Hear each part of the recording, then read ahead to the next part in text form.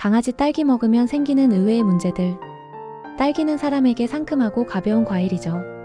그래서 많은 보호자들이 강아지에게도 한 입 정도는 괜찮겠지라고 생각합니다. 실제로 딸기는 강아지에게 독성이 있는 음식은 아닙니다. 색도 예쁘고 무엇보다 아이들이 잘 먹기 때문에 비교적 안전한 간식처럼 느껴지죠.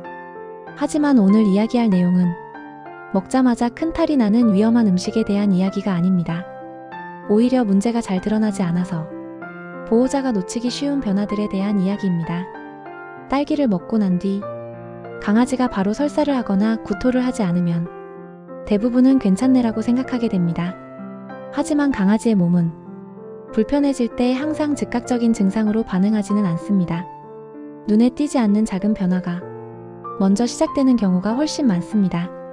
예를 들면 방귀가 잦아지거나 배에서 꼬르륵 소리가 나거나 평소보다 물을 많이 마시거나 배를 만졌을 때 살짝 불편해하는 반응 같은 것들이죠. 이런 신호는 딸기 속 당분과 섬유질이 장에 부담을 주고 있다는 의미일 수 있습니다.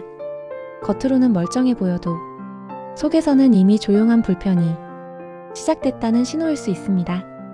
딸기의 가장 큰 특징은 단맛입니다. 사람에게는 상큼한 과일이지만 강아지에게는 생각보다 당 함량이 높은 간식이에요. 강아지는 당을 빠르게 처리하는 능력이 사람만큼 좋지 않습니다. 그래서 당분 섭취가 반복되면 그 부담이 몸에 그대로 쌓이게 됩니다. 그 결과 혈당 변동이 잦아지고 췌장이 반복적으로 자극을 받으며 체중이 서서히 증가하는 방향으로 몸이 바뀌게 됩니다. 이런 변화는 하루 이틀 만에 눈에 띄지 않기 때문에 더 위험합니다. 특히 소형견이나 노령견은 이 영향을 더 크게 받을 수 있습니다. 많은 보호자들이 놓치는 부분 중 하나가 바로 딸기 씨앗입니다. 씨앗은 너무 작아서 대부분 신경 쓰지 않지만 강아지에게 딸기 씨는 거의 소화되지 않는 구조입니다. 장이 예민한 아이의 경우 이 작은 씨앗들이 장 점막을 자극하면서 가스가 늘어나거나 묽은 변이 반복되는 원인이 되기도 합니다. 그래서 딸기는 조금 주면 괜찮다보다는 어떻게 주느냐가 훨씬 더 중요합니다. 딸기와 관련된 문제는 반드시 배로만 나타나지 않습니다. 알러지 반응은 오히려 피부나 행동 변화로 먼저 나타나는 경우가 많습니다. 발을 계속 핥거나 귀를 긁는 횟수가 늘어나고 눈이나 입 주변이 붉어지거나 갑자기 가려워하는 행동이 늘어났다면 최근에 먹인 음식부터 떠올려 볼 필요가 있습니다. 그 원인이 딸기일 가능성도 충분히 있습니다. 또 하나 생각보다 큰 문제가 바로 입맛입니다.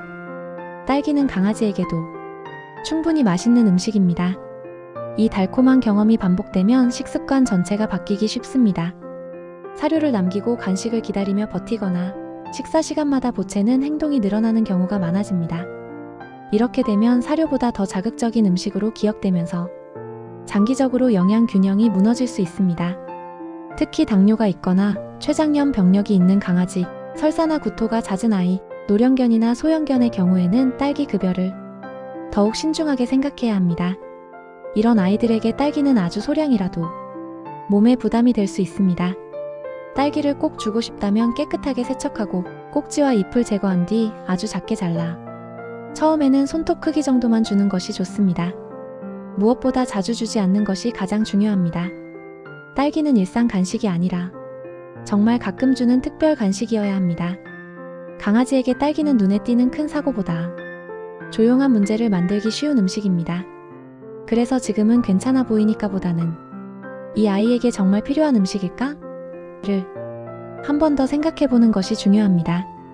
여러분은 강아지에게 딸기를 먹여본 적 있으신가요? 먹이고 난 뒤 변 상태나 행동, 피부에 작은 변화는 없었는지 댓글로 경험을 나눠주세요.